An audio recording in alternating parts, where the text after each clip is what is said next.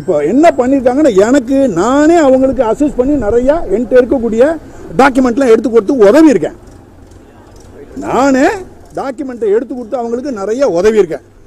அந்த இதில் இருக்குது. இது என்ன அப்படின்னு கேட்டிங்கன்னா ஒரு அதுக்கு அடுத்தாலும் சார் இன்னொரு கேள்வி முடிச்சிருங்க. என்ன இல்லை ரைடுங்கிறது இல்லீகல். ரைடுகள் விசாரணைக்கு இன்வெஸ்டிகேஷனுக்கு வந்திருக்காங்க. டாக்குமெண்ட் என்கிட்ட நிறையா டாக்குமெண்ட்லாம் இருந்து பழைய டாக்குமெண்ட்லாம் ஏற்கனவே பழைய விசாரணை அதிகாரிட்ட கொடுக்க முடியல. இப்போ புதுசாக வந்திருக்காரு ஒருத்தர் புதுசாக வந்திருக்காரு. மொத்தத்தில் அவங்க உங்களுடைய நேர்மையாக நாங்கள் கையெடுத்து கும்புறோன்ட்டு தான் வந்தார். அதெல்லாம் ஒன்றும் சும்மா பொய் சொல்லக்கூடாது அவங்கள. அதில் நான் நேர்மையாக ஒரு எல்லளவு கூட நான் அதுக்கு சம்மந்தமே கிடையாது. இன்வெஸ்டிகேஷனில் ஒரு ஆள் மேலே கேஸ் போட்டிருக்கீங்க. யார் மேலே? ஒரு டிஎஸ்பி மேலே. அந்த டிஎஸ்பி மேலே கேஸ் சம்பந்தமாக நாங்கள் வந்து விசாரிக்க வந்திருக்கோம். ஏற்கனவே வந்தவங்க தானே. அதே ஆளுக்கு ஃபர்தராக விசாரணை பண்ணிக்கிட்டு இருக்காங்க. அந்த விசாரணையில் நான் என்ன சொன்னேன், ஒரு தெய்வ விக்கிரகம், அதாவது நடராஜ தெய்வ விக்கிரகம் வெளிநாட்டுக்கு போயிடுச்சு. பல ஊர்லேருந்து போனப்போ அதை தெய்வ விக்கிரகத்தை கையை ரெண்டாக அறுக்கிறாங்க. அறுத்தது இங்கே நடந்தது, தமிழ்நாட்டில் அறுக்கிறாங்க. அந்த குற்றத்தை 2005 அறுக்கிறாங்க. நடராஜ தெய்வ விக்கிரகத்தை ரெண்டு அறுக்கிறாங்க. அது சம்பந்தமாக ஒரு கொலை ஒன்று நடக்குது. மதுரையில் கொலை நடக்கு. அந்த கொலையை 4 வருஷமாக லோக்கல் போலீஸில் கண்டுபிடிக்க முடியல. இதெல்லாம் முடித்த பிறகு நான் வந்து 2012 11 எண்டில் அங்கே போலீஸ் ஆஃபீஸராக வரப்போகும்போது அதுக்கு முன்னாடி அமெரிக்காவில் எந்த வித ஒரு சர்ச்சுமே நடக்கலை. 10 வருஷமாக 15 வருஷமாக அமெரிக்காவில் நடக்கலை. நான் வந்த பிறகு தகவலை ஒரு குற்றவாளியை கைது பண்ணி சில பேர் சொல்கிறாங்கல்ல, நான் தான் அரெஸ்ட் பண்ணேன், அந்த இன்ஸ்பெக்டர் காதர் பாட்சா நான் தான் அரெஸ்ட் பண்ணேன். ஒரே ஒரு கேள்வி கேளுங்க. கேள்வி நீங்கள் கேட்க வேணாம், நான் சொல்கிறேன், இது உண்மை. ஒரு குற்றவாளியை கூட வெளிநாட்டிலேருந்து அவர் அரெஸ்ட் பண்ணி கொண்டு வரவே கிடையாது. இதை நீங்கள் மறக்கக்கூடாது. மறந்தாலும் பரவாயில்ல. ஒரே ஒரு குற்றவாளி, இல்லாட்டி அரை குற்றவாளின்னா நக்கலுக்காக சொல்கிறேன் நான், அவரை கூட வெளிநாட்டிலேருந்து அவங்க கொண்டு வரவே கிடையாது. ஒரு கேஸில். எந்த கேஸில்? நடராஜர் அறுத்த கேஸில். அப்படின்னா அவர் என்ன சொல்கிறார், அந்த கேஸில் நான் ஐஓ இல்லையே அப்படின்னாரு. ஐஓ இல்லை தான், ரைட், ஓகே. ஆனால் இன்னொருத்தர் ஜீவானந்தன் ஒருத்தர் இன்வெஸ்டிகேட் பண்ணார். சர்ச் பண்ண போகும்போது அந்த வீட்டில் போய் இதே மாதிரி சர்ச் பண்ண இன்வெஸ்டிகேட் பண்ணும்போது கூட போயிருக்காரு. போனது அவருடைய பெயர் அந்த ஜீவானந்தன் எழுதுறாரு. இவரும் கூட இருந்தார். இவரும் அசஸ் பண்ணார். ஐடலை நாங்கள் சீஸ் பண்ணுறோன்னா நடராஜர் ஐடல் மெட்ராஸ்லேருந்து எங்கே போச்சு? பாம்பே போகுது. கையெழுத்த நடராஜர் சார் எங்கேருந்து போகுது? மெட்ராஸ்லேருந்து, அதாவது பல ஊர்லேருந்து மதுரைக்கு வருது. மதுரையில் கொலை நடக்குது, கையை அறுக்கிறான். அதுக்கு அடுத்தது பொறுமையாக தானே போகிறேன். அதுக்கு அடுத்தது மெட்ராஸ் வருது. மெட்ராஸ்லேருந்து டைரெக்டாக அந்த சிலை எங்கே போகுது? நேரடியாக பாம்பே போகுது. தீனதயாள வீட்டிலேருந்து பாம்பே போகுது. பாம்பேலேருந்து மேன்ஹேட்டனுக்கு போகுது. மேன்ஹேட்டனுங்கிறது ஒரு இடம் இருக்குது. அந்த மேன்ஹேட்டன் நியூயார்க். அங்கே வந்து மேடிசன் அவென்யூன்னு ஒரு இடம், 1224 நம்பர். அந்த நம்பர் தான் ஆர்ட் ஆஃப் த பாஸ்ட்னு சொல்லி ஒரு வெளிநாட்டுக்காரன், உங்களுக்கு தெரியும், சுபாஷ் சந்திர கபூரை அரெஸ்ட் பண்ணி நாங்கள் கொண்டாந்து உள்ளே வச்சு தண்டனை வாங்கி இன்னொரு 10 வருஷத்துக்கு மேலே உள்ளே கிடக்கிறான். நல்லா கவனிங்க. அந்த இதுக்கெல்லாம் என்ன பிரச்சனை அப்படின்னு கேட்டிங்கன்னா, என்ன சார் விடாமல் நீங்களும் அவரை விரட்டுறீங்க, அவரும் உங்களை விரட்டுறாங்க. அவரை விரட்டலை, இந்த கேஸை நம்மளே விரட்டுது. நானும் இன்னைக்கு ரிட்டையர் ஆன பிறகும் செய்யலான்னு சொல்கிறீங்க. நல்லா யோசிக்கிறணும். இன்ன வரைக்கும் எந்த பார்ட்டியிலும் சேரலை. சும்மா ஆளாளுக்கு அதில் போவாங்க, இதில் போவாங்க, அப்பாயின்மெண்ட் வாங்குவாங்க, சொல்லி இல்லைலாம் பார்த்தாங்க. அதெல்லாம் நடக்கலை, இன்னமும் நடக்காது. மண்டே போடுற வரைக்கும் அதெல்லாம் எந்த கட்சிக்கோ அதுக்கெல்லாம் நான் போக மாட்டேன். போகிறதுக்கு வேண்டிய இன்ட்ரெஸ்ட் எனக்கு இல்லை, இருக்கட்டும். அதனால் பர்சனல். ரெண்டாவது, நேர்மையை பற்றி ஒரு எல்லையில் கூட எவனும் பேச முடியாது, எவனும் பேச முடியாது. வந்தவங்களும் அதெல்லாம் கையெடுத்து கொண்டு போனாங்க. ஸோ அதெல்லாம் வேற. இப்போ வழக்கில் இந்த ஆளை வம்பா நீங்கள் உள்ளே போட்டுட்டீங்கிற பிரச்சனை, குற்றச்சாட்டு இருக்கு இல்லையா? அந்த குற்றச்சாட்டுக்கு தான் சொல்கிறேன். அப்படின்னா தீனதயாளன் வீட்டில் வந்து சர்ச் பண்ண போகும்போது கூட இருக்கிற அதிகாரி எல்லாரும் கையெழுத்து போடுறாங்க. அப்போ இவரும் கையெழுத்து போடுறாரு. அப்போ ரிமாண்ட் ரிப்போர்ட்டில் என் கூட காதர் பாட்சா இருந்தாருன்னு சொல்லி ஜீவானந்தன் எழுதுறாரு. அதே ஜீவானந்தன் என்ன எழுதுறாரு? திருப்பி தன்னுடைய கேஸ் டைரியிலும் எழுதுறாரு, இவர் இருந்தாருன்னு சொல்றாங்க. அது நான் சொல்லல, உங்களுடைய இல்ல, காதர் பாட்சா சொல்லத்தானே சார் செய்வாரு. எப்படி கேட்டீங்கன்னா, அப்படி இல்லாதவரை எழுதியிருந்தா, ஜீவானந்தன் எழுதியிருந்தா எவ்வளவு பெரிய பிரச்சனைக்கு உள்ளா இருக்கும். ஏன் அவர் மேல நீங்க நடவடிக்கை எடுக்கல? பெரிய தப்பா போயிடும் இல்லையா? ஒரு ஆள் வரலையே, 4-5 பேர் வந்திருக்காங்களா? 4-5 பேர் நாங்கள் சாரி சார் அதெல்லாம் மாட்டுக்கத்துக்கள், அதெல்லாம் உச்சக்கட்ட பொய். அதில் ஒன்றும் சந்தேகம் இல்லை. உள்ள இருந்தது உண்மை. வெளிநாட்டுக்கு நல்லா கவனிங்க. மதுரையில் திருநெல்வேலியில் கொள்ளையடிக்கிறதுலேருந்து மெட்ராஸ் வரைக்கும் ஏ டிரான்சாக்ஷன் வச்சுக்கிடுங்க, ஏ குற்றம். அப்புறம் மெட்ராஸ்லேருந்து பாம்பே போகுது, அது பி குற்றவாளின்னு பி டிரான்சாக்ஷன் வச்சுடுங்க. பாம்பேலேருந்து நேரடியாக மேன்ஹேட்டனுக்கு போகுது, நியூயார்க், அது சி டிரான்சாக்ஷன் வச்சுக்கிடுங்க, ஏபிசி ஆயிடுச்சு. அப்புறம் மேன்ஹேட்டன்லேருந்து லண்டனுக்கு அது போகுது. கவனிங்க, எவ்வளோ பெரிய மேட்சை. லண்டனுக்கு போகுது. அது ஏபிசி டின்னு வச்சுக்கிடுங்க. அப்போ லண்டன்லேருந்து திருப்பி என்ன செய்யுது, கையை ஒட்ட வைக்கிறான் லண்டனில். நீல் பெரிஷ் ஸ்மித்னு ஒரு குற்றவாளி. அந்த குற்றவாளி இந்த சிலையை ரிப்பேர் பண்ணுறதுக்கு 1,30,00,000 அவங்க ரிப்பேர் கையை சேர்க்கறதுக்கு. ஸோ அந்த ஐடலோட ஃபோட்டோ காப்பி அவங்கள்ட்ட இல்லை. அப்போ நான் 3 ஃபோட்டோ காப்பியை கொடுத்துருக்கேன். எப்போ ஒன்று திருண்ண போய் எடுத்த ஃபோட்டோ, திருண்ணதுக்கு பிறகு கையை அறுத்த ஃபோட்டோ, கையை அறுத்ததோட வெளிநாட்டுக்கு போச்சு, வெளிநாட்டில் போய் லண்டனில் கையை சேர்த்து வைக்கிற ரஃபாக இருக்குது, அப்புறம் பாலிஷ் பண்ணுறாங்க. அந்த மாதிரி 3 செட்டப் 4 செட்டப் ஃபோட்டோகிராஃபி அவங்கள கொடுக்க போகும்போது தான் தெரியுது. இப்போ போனது உண்மை. அப்புறம் இது போக திருப்பி மேன்ஹாட்டன் வந்திருக்கு, அது டி. அப்புறம் மேன்ஹாட்டன்லேருந்து அமெரிக்காவிலேருந்து திருப்பி தமிழ்நாட்டுக்கு வருது, அது டி போட்டு ABCDEF. இவ்வளோ டிரான்சாக்ஷன் நடக்க போகும்போது ஏழை மட்டும்தான் இவங்க இன்வெஸ்டிகேட் பண்ணுறாங்க.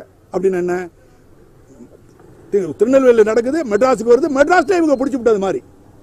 அப்போ பிஏ மறைக்கிறாங்கன்னா அதுக்கு சம்மந்தப்பட்ட குற்றவாளியை விடுறாங்க. அதுக்கடுத்து சி வந்து எங்கே இருக்குது, பாம்பேலேருந்து வெளிநாட்டுக்கு அதுக்கு வேண்டிய குற்றவாளியை அவங்க மறைக்கிறாங்க. சிலேருந்து டிக்கு போகுது, கையை பொறுத்துனா அவன் குற்றவாளி இல்லையா? அப்படி அவன் குற்றவாளி இல்லை நீங்களும் சொன்னீங்கனாலும் சரி, இங்கே யார் சொன்னாலும் சரி, சுப்ரீம் கோர்ட்டில் சொன்னாலும் சரி, ஹைகோர்ட்டில் அவன் குற்றவாளி இல்லைன்னு சொன்னால் கூட அவன் என்ன செஞ்சான், நான் தான் ஏன் குற்றவாளி அப்படின்னு சொல்லி அமெரிக்காவில் இருக்கக்கூடிய supreme court of New York, county of நியூயார்க்கில் அப்பியர் ஆயிடுறான். அவனே உடையாந்துறான் லாயரோட, கையெடுத்து கும்பிட்டு நான் பண்ணது தப்பு, இவ்வளோ ஐடல்களெல்லாம் இவங்களுக்கு பண்ணி கொடுத்ததுலாம் உண்மைதான்.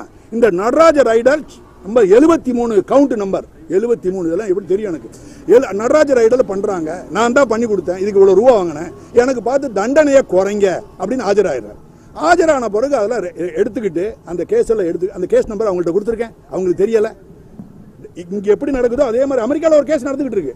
அந்த கேஸ் அப்படியே டீட்டெயில் உங்களுக்கு எல்லாருக்கும் கொடுத்துருக்கேன். கிடைக்காது இவங்களுக்கு, இவங்க போய் வாங்கறதுக்குள்ள தெரியுமில்ல உங்களுக்கு எத்தனை வருஷம் ஆகும்னு தெரியாதா? இப்போ விசாரிக்கிறதுக்கே 2 வருஷம் எடுத்திருக்காங்க.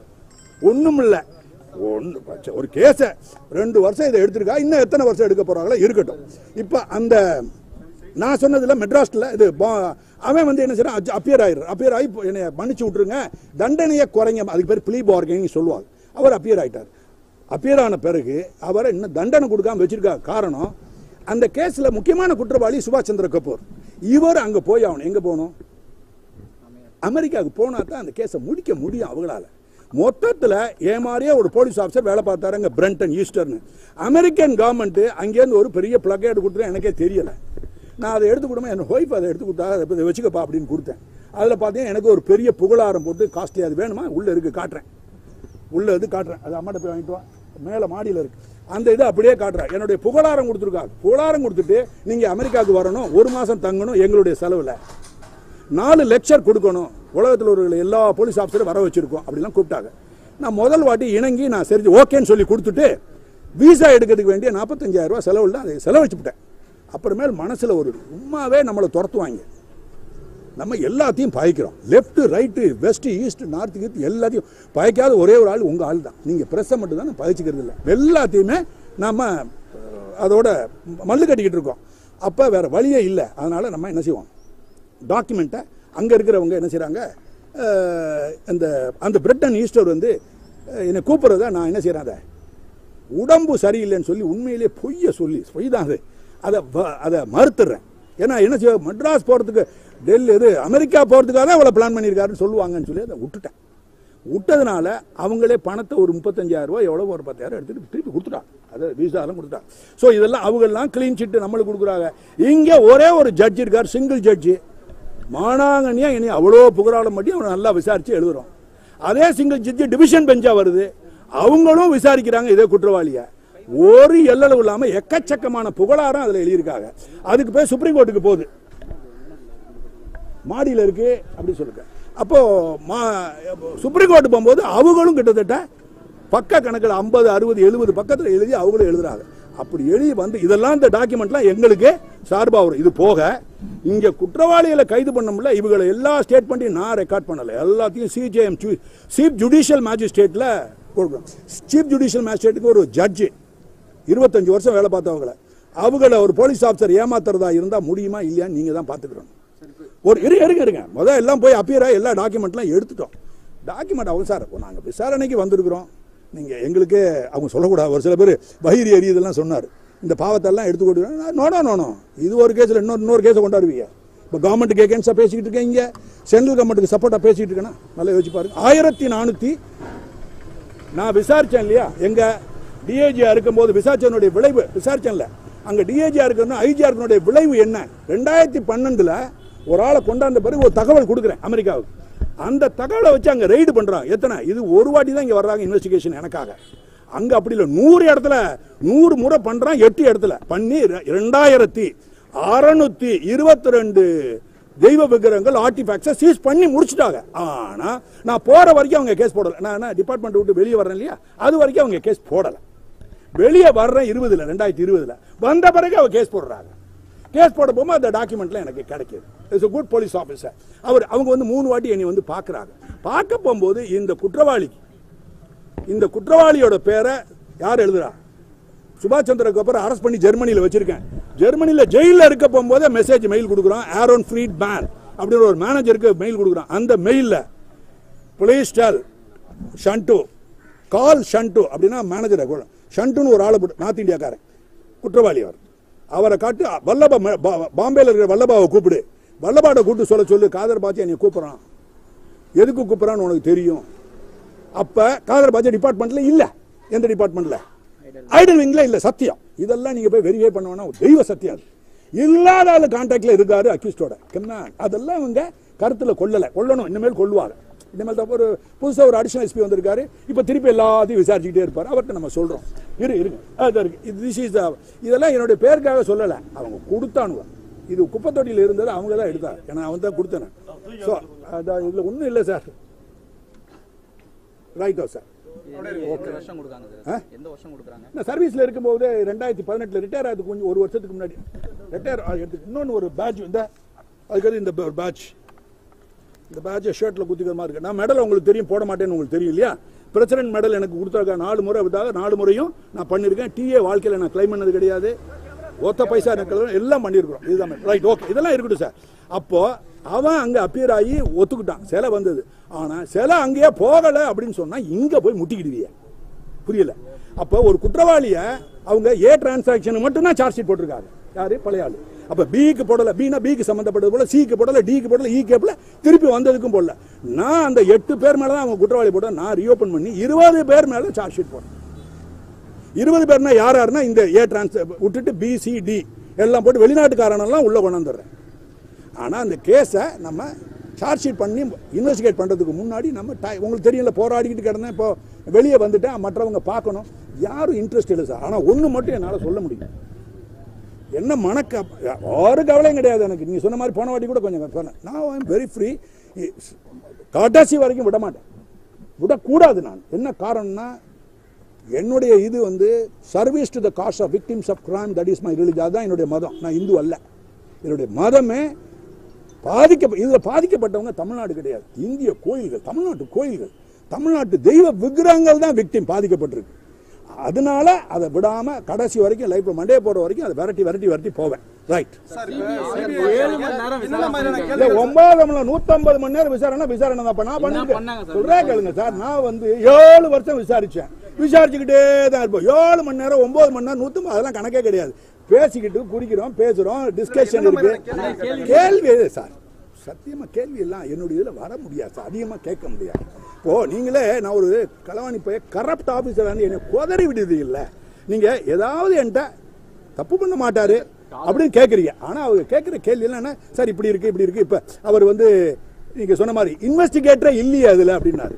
இப்ப இன்வெஸ்டிகேட்டர்னா அந்த கேஸ்ல பலவூர் கேஸ்ல அவரு புலன் விசாரணை அதிகே இல்லை அப்படின்னு இல்லைன்னா இவர் தான் அதிகாரி. இவரோட டாக்குமெண்ட்ல அவர் எழுதுறாரு, நான் இருந்தேன்னு எழுதுறாரு. 6-7 பேரோட கையெழுத்து போட்டிருக்காங்க. கேஸ் டைரி எழுதி கோர்ட்டுக்கு போகுது. இவர் ரிமாண்ட் ரிப்போர்ட் கோர்ட்டுக்கு போகுது. அதை நாங்கள் ஒரிஜினல் எடுத்து கும்பகோணம் கோர்ட்ல ஒரிஜினல் கிடைக்குது. ட்ரையல் ஆரம்பிச்சா தானே உண்மை தெரியும் பொய்யா இல்லையா. அப்போ உள்ள இருக்க போகும்போது வராத ஆளா இன்ஸ்பெக்டர் எப்படி எழுதுவார்? இன்னொரு இன்ஸ்பெக்டர் ஒரே பேட்சில் இருக்கிறவங்க சார். மொத்தத்தில் 1000 கோடிக்கு மேல கொள்ளி அடிச்சவன் தான் சுபாஷ் சந்திர போஸ். அவனுடைய வேலை சார். இப்போ அக்யூஸ்ட் எல்லாம் ஒன்னா சேர்றாங்க. This is the background. All the accused இங்க இருக்கிற அக்யூஸ்ட், இன்டர்நேஷனல் அக்யூஸ்ட் எல்லாம் கேங்கப் ஆகுறான். கேங்கப் ஆகிட்டு பழைய வியாபாரத்தை ஆரம்பிக்கணும். பழைய வியாபாரத்தை எடுக்கணும்னா நான் போட்டிருக்க வழக்குகள்லாம் நீர்த்து போக வைக்கணும். நீர்த்து போக வைக்கணும்னா எனக்கு கொஞ்சம் தொந்தரவு கொடுக்கணும். தொந்தரவெல்லாம் எனக்கு கொடுக்கவே முடியாது சார். நான் பில்லிங்க ஜாலியாக கோர்ட்டுக்கு போவேன். உங்களுக்கு தெரியுமில்ல, என் பொழப்பே இதுக்கு தான். என்ன நடந்தாலும் ஃபேஸ் பண்ணுவேன், விட மாட்டேன். காரணம் தெய்வங்களுக்காக உழைக்கணும், தெய்வ விக்கிரங்களை திருட்ட உழைக்கணும். சார் நல்லா கவனிங்க, ரிட்டையர் ஆன பிறகு சும்மா இருக்கிறானா இல்லையா? எத்தனை ஒரு கோயிலை காணான்னு எஃப்ஐஆர், கோயிலை 3 கோயிலை காணான்னு சொல்லி திருநாவலூர்ல எஃப்ஐஆர், திருவாரூர்ல கோயிலை காணான்னு எஃப்ஐஆர், தெய்வ விக்கிரகத்தை புத்தர் சில 17.5 கோடி காணா அப்படின்னு சொல்லி எஃப்ஐஆர் கொடுக்குறேன் நாகப்பட்டினத்தில். அதுக்கு அடுத்தது தஞ்சாவூர்ல போய் அவங்க HRNC அபிஷியல்ஸ் வந்து கையாடல் பண்ணிருக்காங்கன்னு எத்தனை எஃப்ஐஆர் கொடுத்துக்கிட்டே இருக்கிறேன். உங்களுக்கு நியூஸ் வந்துகிட்டே தானே இருக்கு. ஸோ ஒர்க் சார், வழக்குங்கிறது நீங்க மாறிக்கிறோம், நல்லா புரிஞ்சுக்கிடுங்க. சொல்றேன் நல்லா கேளுங்க சார். அதை வழக்குங்கிறத பிரஸ் கொஞ்சம் யோசிக்கிறோம். வழக்குன்னா என் மேல குற்றச்சாட்டு வந்து உங்க மொழியோ என் மேலே போடுறாங்க, அது கோர்ட்ல தான். கோர்ட்ல போடுறதுக்கு பேர் தான் வழக்கு. அதை நீங்க என்னைக்கு உங்களுக்கு இதுன்னா இந்த எஃப்ஐஆர் போட்டுட்டாங்கன்னு சொல்லிட்டு பிரஸ்ல நீங்க பண்றதுனுடைய விளைவு பல பேரை பாதிக்குது. அப்படி சொல்லக்கூடாது. அது கேஸே கிடையாது. தகவலை ரெஜிஸ்டர் பண்ணிக்கிட்டு இருக்காங்க. ரெஜிஸ்டர் பண்ணிட்டு உண்மையா பொய்யான்னு விசாரிக்கிறாங்க. தகவல் அறிக்கை பதிவு பண்ணிருக்காங்க இல்ல சார், ஏற்கனவே பண்ணிருக்காங்க. பொண்ணு வருஷம் அப்ப பண்ணிருக்காங்களா சார்? அன்னைக்கு இல்ல சேர்க்கல, பேரை சேர்க்கலன்னு அப்படியெல்லாம் சார். அப்பயும் என்ன பேரை சேர்த்தாலும் சேர்க்கல, என்ன விசாரிச்சுட்டு தானே இருக்கிறாங்க. நான் டெல்லியில விசாரிக்கிறேன், இங்கேயும் விசாரிக்கிறேன், எங்க பார்த்தாலும் விசாரிச்சுக்கிட்டே இருக்கிறேன். எதுக்கு? அது இவ்வளவு தூரம் சொல்லுவாங்க சார். சிபிஐல நிறைய நீட்டா வரும். அந்த அந்த எஃப்ஐஆர் எல்லாம் நீங்க வெப்சைட்ல இருந்தே எடுத்துக்கிறலாம். நானே ஒரு லாஸ்ட் டைம் ஒரு வாட்டி என்னுடைய வெப்சைட் சொன்னேன், சிபிஐல போட்ட எஃப்ஐஆர் 45 பக்கம். அது என்ன எஃப்ஐஆர் தெரியுமா? என்னத்தை நாங்க போட்டோமோ, டிஎஸ்பி அசோக் நார் என்னத்தை போட்டாரோ அதை அடிச்சாங்க காப்பி அப்படியே போட்டு வச்சிருக்காரு. அவ்வளவுதான். ரைட் சார், இருக்கட்டும் சார். அப்புறம் நீதிமன்றத்துல உங்க மேல தான் ஒரு அலிகேஷன் சொல்லியிருந்தாரு. ஆமா, அந்த தீனதயாளன் சம்பந்தமாவும் சுபாஷ் சந்திர கபூர் ஸ்பெசிபிக்கா சொல்லணும்ல சார். தீனதயாளன் கூட உங்களுக்கு தொடர்பு படுத்தி அவர் அப்படி கட்டி பிடிச்சு தொடர்பு இருந்துச்சுன்னு சொன்னாரு. அப்படிதானே சொல்லுங்க. பக்கத்துல கட்டி அது ரிலேட்டடா விசாரிச்சு சரி, தொடர்பு இருந்துச்சுன்னா நீங்க பெருசா, அவ அந்த காதர் பாட்சா பெருசா, சிபிஐ பெருசா, நான் பெருசா, ஹைகோர்ட் பெருசா? ஹைகோர்ட்ல ஒரு சிங்கிள் பெஞ்சின் ஒருத்தர் விசாரிக்கிறாங்க, டிவிஷன் பெஞ்சின் என்ன விளையாடுறீங்களா? அதுக்கு அடுத்தது சுப்ரீம் கோர்ட் போற அந்த ஜட்ஜ் இப்ப எங்க இருக்காங்க? Eshan supreme court. Eshan supreme court அவ்வளோ நேர்மையான ஒரு ஜட்ஜி. அவர் தனிப்பட்ட முறையில் விசாரிச்சு என்ன விளையாட்டா எழுதுறாரு. அதுக்கடுத்து அதே ஜட்ஜி டிவிஷன் பெஞ்சா வர்றாங்க. அங்கேயும் ஜட்ஜ்மெண்ட் எழுத போகும்போது என்ன செய்யறாங்க? ஒரே ஒரு ஆளுக்கு பயந்துகிட்டு எல்லா ஆளுங்களும் சேர்ந்து, உலகத்துல எல்லா கிரிமினல்ஸும் சேர்ந்து கவர்மெண்ட் இன்ஃப்ளூயன்ஸ் பண்ணி 200 200 300 கேஸை சிபிஐக்கு மாத்தினாங்களே. ஒரே ஆளுக்கு பயந்துகிட்டு சிபிஐக்கு மாத்தி ஒரு ஜிஓவும் போட்டாங்க. அந்த ஜிஓ அதே ஜட்ஜி தான் உடைக்கிறாரு, அநியாயம் அப்படின்னு உடைக்கிறாரு. அதுக்கு பிறகு என்னைய 1 வருஷம் ரிட்டையர் ஆன பிறகு நியமிக்கிறாங்க. அவங்க டிவிஷன் பெஞ்சு, அவங்க எல்லாம் ஆள் இல்லையா? கோர்ட்டை தான் நீங்க மதிக்கணும். போலீஸ் ஆபீசர் இப்படி விசாரிப்பாங்க, அப்படி விசாரிப்பாங்க, எது வேணாலும் வரட்டும். புரியாம அதெல்லாம் வந்து டெக்னிக்கல் வார்த்தை சார். ஒத்துழைப்பு பிடிக்கல அப்படின்னா அடுத்த வார்த்தை ஒத்துழைப்பு கட்டி பிடிச்சி தான் கேட்பேன் சார். நான் வந்து எப்படி தெரியும் சொல்றேன் கேளுங்க சார். ஒத்துழைப்பெல்லாம் கிடையாது. நான் எக்கச்சக்கமான டாக்குமெண்ட்டை உங்க முகத்துல வச்சு அப்புவேன். புரியலையா? நீ வா விசாரிக்காம இருக்கிற, இந்தா வச்சுக்கோ டாக்குமெண்ட்டை நான் அள்ளி கொடுத்து உள்ள தள்ளுவேன். டக்குன்னு அவங்கள்ட்ட டாக்குமெண்ட் இல்லாததுக்கு நான் தானே கொடுக்கணும். உண்மையா கண்டுபிடிக்க சொல்லணும். 1 வருஷம் விசாரணைக்கு பின்னர் 1 வருஷம் சார், 2 வருஷம் ஆயிப்போச்சு சார். இதுல வந்து முகாந்திரம் இருக்குன்னு சொல்லி தான் திரு பொன்மாணிக்கவேலோட பேரை சேர்த்திருக்கதா வந்து சிபிஐ தரப்புல சொல்றாங்க. இல்ல, அது நீங்க சொல்றதெல்லாம் தவறுதான் சார். பேரை சேர்த்திருக்கிறதுங்கிறது என்ன? நீங்க கொஞ்சம் தப்பா எடுத்துக்கணும் சொல்லவா? கொஞ்சம் கோச்சு கூடக்கூடாது, உளறீங்க. காரணம் நான் ஏற்கனவே இன்வெஸ்டிகேஷன் போயிட்டு இருக்கிறேனே. சும்மா இல்லாம எப்பயும் அதே தான். அப்பயும் இப்பயும் விசாரிச்சிருக்கேன். எப்போ நாளைக்கும் போவேன். நான் என்ன சொல்றேன், என்னை கேட்காம நீங்க எதையும் செஞ்சிடாதீங்க. எனக்கு ஒரே ஒரு போன் கால் கொடுங்க, நான் உடனே வர்றேன். இதே செய்தியாளர் சந்திப்பின் போது கூட வந்து என் மேல முதல் தகவல் அறிக்கை பதிவு செய்யவில்லைன்னு சொல்லி நீங்க அந்த இதுல தான் இப்ப நடந்துகிட்டே இருக்கு. இப்போ போட்டிருக்காங்க அப்படின்னு சொல்லி சிபிஐ தரப்புல சொல்றாங்க. அதனால தான் கிளாரிட்டியா கேக்குறோம் சார். கோர்ட்டுக்கு இன்ஃபார்ம் பண்றதுக்கு போன வாட்டி இன்ஃபார்ம் பண்ணிருக்காங்க, இப்பயும் இன்ஃபார்ம் பண்ணிருக்காங்க. ஐஓவை மாத்திருக்கதா கேள்விப்பட்டேன். முன்னாடி ஒரு அம்மா இருந்துச்சு, இப்போ ஒரு ஆம்பளை ஒரு ஆஃபீஸர், பேரெல்லாம் எனக்கு தெரியல. இனிமேல் கேட்டு அவங்க விசாரிக்க போறேன். இன்னொரு நாள் ஒரு 6 மாசம் கழிச்சு இன்னொருத்தர் வருவாரு. அதெல்லாம் வருவாங்க சார். நான் எதுக்கு இல்ல, எப்படா நான் எனக்கு மேல சார்ஜ் ஷீட் போடுவாங்க. நான் கோர்ட்ல தான் 2 கண்ணு இருக்கும் போலீஸ் ஆபீசர்களுக்கு. என்னைக்குமே என்னையும் சேர்த்தே சொல்றேன், ஒத்த கண்ணு பார்த்துக்கிட்டே இருப்போம். நீங்க எல்லாம் மாட்டிக்கிட்டா தான் தெரிய வரும். எப்ப பார்த்தாலும் குற்றவாளி சொல்லிக்கிட்டே இருக்கு. தப்பு 2 சைடும் பார்ப்பாங்க. அங்க எடுப்போம். நான் கொடுத்துருக்காது சார் வெளிநாட்டுல சார். அதாவது ஒரு போலீஸ் ஆபீசர் வந்து அவன் ப்ளீ பார்கனிங்ல போய் குற்றவாளி ஒத்துக்கிட்டாங்கல்ல, அந்த மாதிரி டாக்குமெண்ட்ல ஜெராக்ஸ் காப்பி எல்லாம் கொடுத்துருக்கேன். போட்டோ காப்பீஸ் எல்லாம் கொடுத்துருக்கேன், கையை அறுத்த போட்டோ காப்பி எல்லாம் அவங்களுக்கு கொடுத்துருக்கேன். தட் இஸ் என்ன ஃபார்மே. வேற நீங்க ஒரே ஒரு ஆள் முடிஞ்சு போச்சு சார். அதுக்கடுத்து சார் நோ சந்திப்புன்னு சொன்னீங்க, சுப்ரீம் கோர்ட்ல போய் நீங்க அதுக்கு ஸ்டே கேட்டீங்க. ஸ்டே கேட்கல சார். ஸ்டே கேட்டா பரிதாபம். அது ஸ்டே கேட்டுனா என்ன தெரியாம பேசுறீங்க. நோ அது உள்ள போங்க, பொய் எழுதப்பட்டிருக்கு சார். நான் கேட்கிறேன், இப்படி ஒரு இது சொல்றேன், நீங்க யாருன்னே நான் சொல்ல வேண்டாம். ஒரு ஆளு ஏன் ஒரு ஆளு செத்து போயிட்டாருன்றீங்க.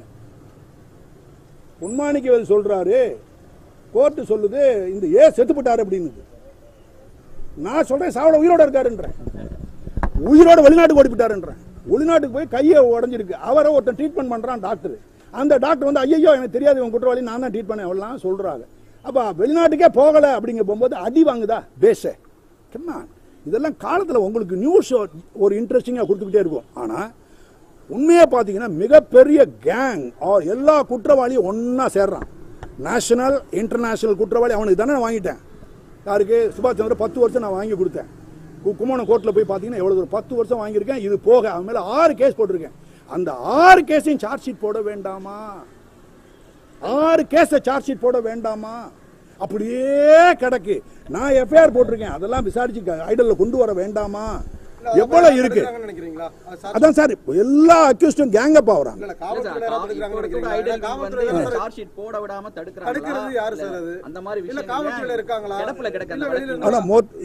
சார் நல்லா கவனிங்க, யார் அதிகப்படியான குற்றவாளிகள் கோடிக்கணக்கான ரூபாய் யார்ட்ட பாவம் போலீஸ் ஆஃபீஸர் இருக்கு, கோடிக்கணக்கில் வச்சிருப்பான். அக்யூஸ்ட் எல்லாம் கேங் அப் ஆவறாங்க. ஆமா போடணும்னா இங்க இருக்க போலீஸ் ஆபீசர் எப்படி போடுவாங்கன்னா ஏமாறி தைரியமா ஒரு ஆள் இல்லைன்னா தைரியமா எழுதுவேன். இவர் அக்யூஸ்ட் இல்லைன்னு வச்சுங்க. அதனாலதான் மண்டேடி எனக்கும் டிஜிபிக்கும் எப்படி எஃப்ஐஆர் போட்டீங்கன்னு சொன்னார். கேட்டாரு டிஜிபி அப்ப எப்படி எஃப்ஐஆர் போட்டேன் சார். அப்படி கேட்கக்கூடாது சார், சாரி சார். நோனோ எப்படி ஒரு டிஎஸ்பி மேலே சர்வீங் ஏற்கனவே நார்து டிபார்ட்மெண்ட்டோட பொழப்பு அப்படின்னு கேட்டார். சார் இதுக்கு மேலே கேட்டால் நான் பதில் சொல்ல முடியாது. எஃப்ஐஆர் நான் பேனால தான் சார் போட்டேன், சத்தியம். I told him, but FIR வச்சுட்டாரு. ஏற்கனவே சொன்னேன் சார், போட்டோ காப்பி கொடுத்துருக்கேன் சார். அப்புறம் என்கிட்ட இருக்கக்கூடிய டாக்குமெண்ட் இருக்குல்ல சார், நான் ஏற்கனவே கொடுக்க வேண்டிய டாக்குமெண்ட், அதுல பாதி டாக்குமெண்ட் ஏற்கனவே கொடுத்தது. இப்ப திருப்பி அதே நான் திருப்பி கொடுத்துருக்கேன். அப்புறம் நீங்க போட்ட எஃப்ஐஆர்ல இதுவரைக்கும் சார்ஜ் ஷீட் ஃபைல் பண்ணலன்னு சொல்றீங்களா சார்? அதுக்கு எஃப்ஐஆர் இல்ல, கேஸ்ல போட்டிருக்கீங்க, அது இன்ன வரைக்கும் சார்ஜ் ஷீட் ஃபைல் பண்ணல அப்படின்னு சொல்றீங்க. நீங்க சொல்லல சார், அது தப்பு சார். உண்மை சார், அது இருக்கட்டும் சார். அந்த கோர்ட்ல சார்ஜ் ஷீட்ல அது போயிருக்கணும். அதே நான் சொல்லலங்க, உண்மை. எதுக்காக காலதாமதப்படுத்துறேன்? உங்களுடைய வழக்கு சார் நல்லா அப்படி இல்ல சார். உங்களுடைய வழக்குனால அவங்க பண்றாங்க இப்போ அதிகாரி. அப்படி இல்ல சார், நல்லா பாருங்க. என்ன நல்ல கேள்வி சார். அந்த கேஸ் எல்லாம் சார்ஜ் ஷீட் போட்டோம்னா ஒரு டிஜிபி உள்ள வரும், இன்டர்நேஷனல் லெவல்ல ஆள் உள்ள வருவாங்க, மிகப்பெரிய இண்டஸ்ட்ரியலிஸ்ட் உள்ள வருவான், மிகப்பெரிய இண்டஸ்ட்ரியலிஸ்ட்லாம் உள்ள வருவாங்க. மிகப்பெரிய லெவல்ல இருக்கு, சாதாரண ஆள்லாம் கிடையாது. ஒரு இடத்துல ஒரு குத்துவிளக்கு இருக்கு, ஃபுல்லா குத்துவிளக்கு இருக்கு, ஃபுல்லா எவர்சல் அது அது பித்தளையில் இருக்கு, பங்க இது வெங்கலத்தில் இருக்கு. அது 1000 வருஷம். அதை எடுத்துட்டு வெள்ளியில ஈக்குவலா சாலிடா வெயிட்ல ஒருத்தங்க செய்யறாங்க, செஞ்சு உள்ள கொடுத்து அதை வெளியே எடுக்கிறாங்க. இது எனக்கு தெரிய ஒரு சர்வீஸ்ல இருக்கும்போது அதை தடுக்கிறேன். 149 CRPC இன்ன வரைக்கும் நான் வெளியே வரப்போகும்போது அந்த கேஸை ரெஜிஸ்டர் பண்ணி பெரிய ஆளுன்னு. ஏன்னா யார் பார்த்தா மிகப்பெரிய இண்டஸ்ட்ரியோட தங்கச்சியோ அக்காவோ இப்போ தூக்கி வாரி போடுவோம் sir. I am ready to face all cases. இன்னைக்கு எழுதி வச்சிருங்க, இந்த கேஸில் 150 கேஸ் வந்தாலும் அவனை விட மாட்டேன். நான் விரட்டிக்கிட்டே தான் இருப்பேன். கோர்ட்டு, என்னுடைய வேலை, வீடு. அவங்க வந்து பார்த்தா வீட்டை யாரையோ கம்பேர் பண்ணுறாங்க. நாங்கள் ஒரு வீட்டுக்கு போனோம் சார், அவர் டிஜிபி, மாளிகை கோபுரம் மாதிரி இருந்தது. ஷேர் என்னால் அவங்கள்ட்ட கொடுக்க முடியல. சுப்பிரமணியம் அம்மா மேலானே 2 சார். என்னுடைய கார் அங்கே நிற்கிது, அதோட உங்களுக்கு தான். ஹலோ நீங்கள் போய் அங்கே போய் ஃப்ரண்ட் டோரை பார்த்துட்டு வாங்க. போக மாட்டீங்க.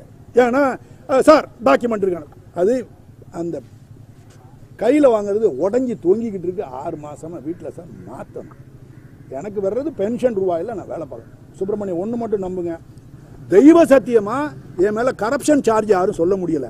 தெய்வ சத்தியமா இவளை கையை பிடிச்சி விட்டேன், அவளை கையை பிடிச்சி, இந்த கதையெல்லாம் என்கிட்ட இல்லை. இன்வெஸ்டிகேஷன்ல ஒரு ஆளை இப்படி போட்டுட்டீங்க, அப்படி போட்டுட்டீங்க, அந்த குற்றச்சாட்டுலாம் தாராளமாக நான் எடுத்துக்கிடுவேன். புரியல உங்களுக்கு? கரப்ஷன் இருக்கக்கூடாது, பொம்பளை சமாச்சாரமா இருக்கக்கூடாது, அதுக்கடுத்து தேச துரோகிகளா இருக்கக்கூடாது. இந்த மாதிரி இல்லாததுனால குற்றவாளி, இந்த குற்றவாளியை அதிகமாக போட்டுட்டீங்க, குறைச்சி போட்டுட்டீங்க, அவன் சொல்லுவான், இவன் சொல்லுவான். நான் பார்ப்பேன் கோர்ட்டில் 2 கண் இருக்கு, நொறுக்கும் பார்த்துக்கிடுவோம். we will see end of the matter. இப்போ நான் பார்க்க போறேன், நாளை காலையில் உங்களை திருப்பி இதே அதில் பார்க்க போறேன். எந்த இடம்னு உங்களுக்கு சொல்றேன், நீங்க வாங்க. நாளைக்கு காலை அது முக்கியமான ஒரு தகவலை நான் சத்தியமா சொல்றேன், தூக்கி வாரி போடும் உங்களுக்கு, தூக்கியே வாரி போட நான் கொண்டு வர்றேன். அதுக்காக இல்லை, நியூஸை கொண்டு போங்க. ஒன்று மட்டும் பாருங்க, தெய்வ விக்கிரகங்கள் சேஃப்டி இல்லை. தெய்வ விக்கிரகங்கள் சேஃப்டியா இருந்தது எப்போ அந்த நீதிபதி எல்லாம் சூப்பர்வைஸ் பண்ணாங்க இல்லையா, அந்த டயத்துல இருந்தது. தற்போது இந்த கோயிலும் சேஃப்டி இல்ல. இப்போ சத்தியமா இப்போ இல்ல சார்.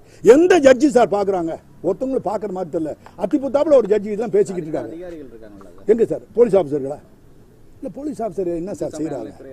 காவல்துறை இருக்காங்க, ஐடல் விங் இருக்காங்க. அதுதான் அவங்களதான் பேட்ச் பேட்சா கொத்து கொத்தா உள்ள எல்லாம் புடிச்சு போட்டேன். கமிஷனர் உள்ள புடிச்சு போட்டேன், இன்னொரு ஐடல் இன்னொரு கமிஷனர் அடிச்சு உள்ள புடிச்சு போட்டேன், இன்னொரு அடிஷனல் கமிஷனர் உள்ள போட்டேன், இன்னொரு அடிஷனல் கமிஷனர் 3 டிஎஸ்பியை உள்ள புடிச்சு போடுறேன், ஒரு சப் இன்ஸ்பெக்டரை உள்ள புடிச்சு போடுறேன். என்ன பண்றது? இதெல்லாம் இருந்தா இப்ப ரிமாண்ட் பண்ண போகும்போது டைரக்டா குற்றவாளிகளை பிடிச்சி டைரக்டா சென்ட்ரல் ஜெயிலுக்கு நான் போயிட்டேனா? இல்லையே. நல்லா கவனிங்க, இந்த கேள்வியெல்லாம் நீங்க கேட்க வேண்டியது அந்தந்த இன்ஸ்பெக்டரை கேட்கணும். நல்லா கவனிங்க, உங்களுக்கு தான் சொல்றேன். ஹலோ, இன்ஸ்பெக்டரை கேட்கணும். நான் வந்து மிக தப்பா எடுத்துக்கலாம்னு சொல்றேன், மிகப்பெரிய உயரத்தில் இருக்கக்கூடிய இன்ஸ்பெக்டர் ஜெனரல் எல்லா தலையையும் எடுத்து வச்சு அவங்களாம் காப்பாத்துறதுக்காக நான் உங்கள்ட்ட பேசுறேன் ஒழிய நீங்க ஒன்னே ஒன்று சொல்லுங்க. இப்ப கவர்மெண்ட்டை எதிர்த்து பேசுறாங்க, அதுக்காக வந்திருக்கா எல்லாம் தெரியும். கவர்மெண்ட் எதுக்குன்னா கோயில்களை காப்பாத்துங்க, சிலைகளை கேஸ் அதுக்கு 60 நாள் எடுத்துக்கிறாங்க. அதனால போடுற ஒழிய வேற எந்த கட்சிக்கு நான் போட்டிருந்தேன்னா நீங்க கண்டிப்பா சேர்ந்துருக்கலாம். சார் இவர் பிஜேபி போறது ரெடியா இருக்கார் சார், சீப்பா இப்படிலாம் பேசுவீங்க, அதெல்லாம் கிடையாது. கடைசி வரைக்கும் சண்டை போடுவோம் சார். திருப்பி டைம் ஆயிடுச்சு. திருப்பி sir, till my last breath I will fight for the temple, till my last breath I will fight for the idols in the temple, till my last breath I will work for the அர்ச்சகர். அர்ச்சகருடைய உச்சக்கட்ட அநியாயம் நடந்துகிட்டு இருக்கு தமிழ்நாட்டில். ஒரு அர்ச்சகரை போய் பார்க்குறேன், ஒரு நாளைக்கு 50 ரூபா சம்பளம் கொடுக்குறாங்க. டீயோட விலை 12 ரூபா. உள்ள இருக்காரு மெய்காப்பு, அவரை பார்க்குறேன், எலும்பு இருக்கு. சத்தியமா சார் மாதிரி தான் இருக்கார், கோச்சிக்காதீங்க. அந்த எலும்புக்கு அடுத்தது உள்ள ரிப்பு தெரியுது. உங்களுக்கு எவ்வளவு சம்பளம் அப்படின்றேன். 50 வருஷமா சம்பளம் இல்ல, அப்ப என்ன செய்யும் கேட்கலையா அப்படின்னு கேட்டேன். நான் போய் கேட்டேன், சார் 80 வருஷமா சம்பளம் இல்லாத இன்னொரு 10 வருஷம் இருந்துறேன் அப்படின்னு அறநிலையத்துறை அறிய சொன்னாங்கன்னு சொல்றாங்க. அப்ப கோச்சிக்கிடாம நான் உனக்கு கேட்கலாமான்னு கேட்டேன். என் கூட 2-3 டாக்டர்லாம் இருந்தாங்க. என்னன்னா நைட்ல போய் திருடுவீங்களா வேணும்னே கேட்டேன். அவர் சிரிச்சுக்கிட்டார். ஐயா இந்த வாட்டை ஐயா நீங்க தப்பா எடுக்காதீங்க, நீங்க கேட்குற கேள்வி நியாயம் தான். சம்பளம் இல்லாமல் உங்கள் மாதிரி ஆளுங்க வந்தால் ஒரு 50 ரூபா 100 ரூபா கொடுப்பீங்க. சில நேரம் அர்ச்சகர் போன பிறகு என் ஒய்ஃபை கொண்டாந்து அந்த கோயிலில் உட்கார வச்சுருவேன். கோயிலில் உட்கார வச்சுட்டு எங்கே போவேன், உட்கார வச்சுட்டு நான் உழைக்கு போனேன்னா ஒரு 350 ரூபா கிடைக்கும். இது ஒரு கோயிலில் நடந்தது உண்மை, எல்லாமே இருக்குது. ஆனால் அவர் சொன்னோம்னா நாளைக்கு சஸ்பெண்ட் பண்ணி போடுவாங்க. எப்படி கேட்டீங்க, அந்த கோயிலில் ஒரு நடராஜத்தில் திருடு போய் ஏசியா மியூசியத்தில் மெட்ராஸில் இருக்குது, இது நியூயார்க்கில் இருக்குது. அதை கண்டுபிடிச்சி நான் போய் பார்க்கறதுக்காக நான் போகிறேன். சுப்பிரமணியம் ட்ரஸ்ட் மீ, நீங்க எல்லாம் ஒரே ஒரு வார்த்தை தான், உங்களுக்கு என்னை பிடிக்கலாம் என்னை பிடிக்காம இருக்கலாம். ஒன்று மட்டும் நான் சொல்றேன், மண்டே போடுற வரைக்கும் என்னை நீங்க நம்பி ஆகணும். தவறான வழிகளில் எந்த காலத்திலையும் போக மாட்டேன். நடவடிக்கை கொஞ்சம் அதிகமாக இருக்கலாம் குறைவா இருக்கலாம், அது அதிகம் குறைது ஸ்கேல் எல்லாம் கிடையாது. எல்லாம் கோர்ட்டு பார்த்து தான் சொல்லணும். ஃபைனலாக கோர்ட்டு தான் பார்க்கணும். இவங்க இன்வெஸ்டிகேட் பண்றாங்க, அவங்க இன்வெஸ்டிகேட் பண்றாங்க, எல்லாம் போலீஸே ஒரே சட்டம் தான், ஒன்றும் இல்லை. என்னன்னா ஒரே ஒரு வார்த்தை மட்டும் என்னன்னா, குற்றவாளிகளுக்கு இவ்வளவு வரிஞ்சு கட்டிட்டு வர்றாங்கன்னா என்ன பேக்ரவுண்ட் நான் விசாரிச்ச போகும்போது எல்லா குற்றவாளிகளும் கேங்க பாவுறாங்க. ஏன்னா நான் இருக்க போகும்போது தெய்வ விக்கிரகங்கள் வெளிநாட்டுக்கு போகல, இப்ப லைட்டா ஆரம்பிச்சுக்கிட்டே இருக்கு. திருப்பியும் இவர் வேலையை ஆரம்பிக்கிறாரு. என்னுடைய வேலையை தடுக்கணுங்கிறதுக்காக கொஞ்சம் இப்படி எல்லாம் சத்தியமா சார், சத்தியமா தெய்வ சத்தியமா. ஐடல் விங்னா ஐடல் விங் ஆபீசரை போயிடும் சார். ஐடல் திருடுங்க எல்லாருமே சேர்றாங்க சார். அரெஸ்ட் பண்ண ஆளுங்க மட்டும் கிடையாது, வாங்குறவங்க இருக்காங்க வெளிநாடுகள்ல சார். வெளிநாடுகள்ல மட்டும் எடுத்துக்கிட்டீங்கன்னா 1000 நீங்க மனசுல வச்சிருங்க, இன்னொரு 1000 பஞ்சலோக ஐடல்களை நம்ம கொண்டு வரணும். நாளைக்கு வந்து பேசுறேனே, நாளைக்கு வந்து பேசுற அந்த ஐடல் என்ன ஆகுதுன்னு பாருங்க. கேட்டு என்ன கொதருங்க பேச்ச கிடையாது. நானே போய் கதை தொட்டு தொடர்பு இருக்குன்னு சொன்னாங்களா, அதை குறித்து உங்கள்கிட்ட விசாரணை பண்ணாங்களா சார்? தொடர்பு இருக்கு விசாரணை சொன்னார்ல, குற்றச்சாட்டு அதான சார் வச்சிருக்காரு. என்ன தொடர்புன்னு புரியல சார். ஏற்கனவே நேர்மையை பத்தி பலவூர் அந்த கேஸ்ல தீனதயாளனை தப்ப வைக்கிறதுக்காக என்ன வந்துட்டு அவர் பலிகடா ஆக்கிட்டாரு அப்படிங்கிற ஒரு குற்றச்சாட்டு சார். அதே தீனதயாளன் நல்லா கவனிங்க, நீங்க ஒன்றும் கவனிக்கிறது இல்லை, கோச்சுக்கிடாம சொல்றேன். சீஃப் ஜுடிஷியல் மேஜிஸ்ட்ரேட்ல போய் அவரே ஆஜராகி என்னென்ன கழுதை செஞ்ச எல்லாத்தையும் சொல்றான். அதை சீஃப் ஜுடிஷியல் மேஜிஸ்ட்ரேட் 25 வருஷம் வேலை பார்த்த ஒரு ஜட்ஜு அவங்க ரெக்கார்ட் பண்ணி அவங்களே அவனை மன்னிக்கிறாங்க. அந்த இதுல மன்னிப்புனா அப்ரூவரை எடுத்து எனக்கு கொடுக்குறாங்க, நான் விசாரிக்கிறேன். அதுல எல்லாம் வருது.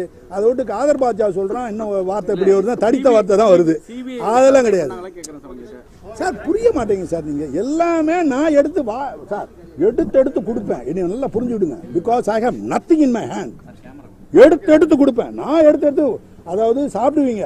நான் 3 இட்லியை வாயில வச்சு உங்களுக்கு அமுக்கக்கூடிய ஆள் விருந்தாளி, அப்படிப்பட்ட ஆள் நான் கொடுப்பேன். we will see any case any time எங்கே வேணாலும் நான் பார்ப்பேன். அது ஒன்று.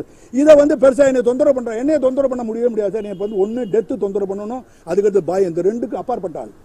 இறைவன் மேலே பழியை போட்டு டெய்லி வேலை பார்த்துருக்கேன். நல்லா யோசிச்சு பாருங்க. டெய்லி வேலை. 20 நாள் வெளியே போனோன்னா கோயிலை 10 கோயிலை பாட்டு வரும். எவ்வளோ தகவலை நான் உங்களை கொண்டு வர்றேன். சரி, ஒரே வார்த்தை உங்களை கேட்கக்கூடாது கேள்வி. நீங்கள் யாருன்னு சொல்ல வேணாம். தமிழ்நாட்டில் கோயில்களுக்கு வரி போடுறாங்க அப்படிங்கிறது யாருக்குமே 1947 தெரியாமல் இருந்தது. வரி, கோயிலுக்கு வரி. அந்த வரி எவ்வளோன்னு கேட்டால் ஒரு மாதத்துக்கு எவ்வளோ 42 கோடி ரூபா வரி போடுறத முதல்ல வெளியே கொண்டு வர்றேன். பிரஸுக்கு தெரியாமல் அவங்க மறைக்கிறாங்க. அதெல்லாம் இப்போ கொண்டு வர்றேன். ரெண்டாவது 2895 நீங்கள் கேட்டதுனால உங்கள்கிட்ட 2095 2870 அர்ச்சகர்களுக்கு 10,119 அர்ச்சகர்களுக்கு ஒரு நாளைக்கு 34 ரூபா சம்பளம். எவ்வளோ? ஒரு நாளைக்கு 34 ரூபா. ஒரு நாளைக்கு 34. பெயிண்டர் வந்த 1500 ரூபா. மினிஸ்டரோட பிஏக்கு எவ்வளோ சம்பளம்? மினிஸ்டரோட டிரைவருக்கு ஏன் கூட நீங்கள் அதான் கேட்டேன் நான். உன் டிரைவருக்கு 34 ரூபா கொடுன்னு பின்ன என்ன காரணம்? கோயிலை விட்டு அவங்களை விரட்டணும். அதுக்கு அடுத்தது 2800 அந்த 34 ரூபா இல்லாமல் தெருவில் விட்டுட்டாங்க. அதுக்காக அவங்களுக்கு சேர்த்து போகிறேன். போராடினா அர்ச்சகர்களுக்கு சப்போர்ட். அர்ச்சகர் நானும் ஒன்றா. என் கருப்பு தோல் நான் புரிஞ்சுக்கிட்டு அதுக்கு மேலே எனக்கு சொல்ல தெரியல. That's all. ஏன்னா சார் பார்ப்போம். நாளைக்கு வர்றேன். நாளை மறுநாள் பீச்சுக்கு தான் நீங்கள் சொல்லுங்கள். இனிமேல் வாரம் உங்களை பார்ப்பேன் சார். வாரம் பார்க்குறேன். மல்லு கட்டுங்க. உண்மையை எடுக்கிறதுக்கு நீங்கள் சொல்றீங்களா சார்? ஒரே ஒரு ரிக்வஸ்ட் மட்டும் சொல்கிறேன். எந்த இடத்துல எஃப்ஐஆர் போட்டாலும் நீங்கள் ஒரு இடத்துல எஃப்ஐஆர் போட்டாங்க. முன்னாடி எஃப்ஐஆர் போடும் கூட நான் வருத்தப்பட்டு ஒரு வாட்டி பேசுகிறேன். ப்ரெஸ்ஸை சொல்லாமல் எஃப்ஐஆருங்க சார். தகவலை போலீஸ் ஸ்டேஷனில் ரெஜிஸ்டர் பண்ணி கோர்ட்டுக்கு சொல்லணும். கோர்ட்டுக்கு சொல்லாமல் இன்வெஸ்டிகேட் பண்ணால் ஜெயிலுக்கு போகணும் அவங்க. ஆனால் அந்த குற்றத்தை தமிழ்நாடு ஃபுல்லாக எல்லாரும் பண்ணுறான். ஆனால் யாரையுமே ஜெயிலுக்கு அனுப்புறதில்லை. என்ன காரணம்னா நீங்கள் அதை வெளியே கொண்டு வரணும். ப்ரெஸ்ஸு தான் வெளியே கொண்டு வரணும். சிஎஸ்ஆர்னு சொல்லி குத்தடிக்கிறாங்க. அதில் வர்ற அநியாயம்லாம் என்னென்ன நடக்குது எங்கேயோ போயிட்டு இருக்கு. ஸோ இதெல்லாம் நான் போலீஸ் டிபார்ட்மெண்ட்டுக்கு எகேன்ஸ்டாக போடுறேன். கரப்ஷனுக்கு எகேன்ஸ்டாக சண்டை போட்டேன். உயரதிகாரிகளை சண்டை போட்டேன். உங்களுக்கு தெரியுங்களா sir? Mister Philip was there. நல்ல மனிதர், நேர்மையான ஆஃபீஸர். அவர் மூலமாக சார்ஜ் ஷீட் எல்லாம் அனுப்புகிறேன். அவருக்கு தெரியாதா? அப்புறம் சீஃப் ஜுடிஷியல் இவருக்கு தெரியாதா? ஹைகோர்ட்டுக்கு தெரியாதா? ஹைகோர்ட்டில் டிவிஷன் பெஞ்சுக்கு தெரியாதா? சுப்ரீம் கோர்ட்டுக்கு ஒன்றும் தெரியாதா? நான் என்ன போனேன், விசாரிக்க கூடாதுன்னு போடலை. அடிஷனலாக அதில் ஒரு பொய் இருக்கு அப்படிங்கிறதுக்காக நான் போனேன் சுப்ரீம் கோர்ட்டு. அதை என்டர்டெயின் பண்ணலாம். நாளைக்கு வர்றேன் சார். நாளைக்கு கேளுங்க. நீங்கள் நாளை